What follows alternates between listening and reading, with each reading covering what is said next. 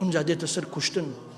ئەو تاوانە قێزەوەنا ئەو تاوانە گەورەی کە هەمومان دڵمان پێی تەنگە بێ دڵمان پێی سەغڵەت ئەبێ پێغەمبەر صلی الله عليه وسلم فەرمێ لزوال الدنيا أهون عند الله من قتل رجل مؤمن.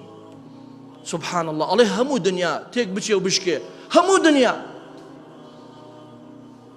لا يخواي پروردگار أهون ترى لوي كا مسلمانك بنا حق بكجره كبداخ وقا مسلمانك بيكجره لسر هر من بستيك بي براكان بو إنساني مسلمان دبي زور مقيد بي أو كسي كمستعد يقول يا بني تسنجي ولا بيناو شي دي يا أو تو أكجي بو يقى الشر شرعي نبو پیغمبر صلى الله عليه وسلم فرموي القاتل والمقتول في النار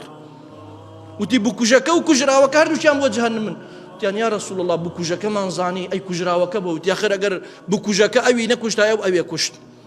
ساني مسلمان امرو دبي بزاني تشرك كولا بيناوي شيء كابرا كانم شو دستي أجاوة زورة لمولاتهم دستي أجاوة زورة فرن تويم عراقا وخاصة شاري كركوك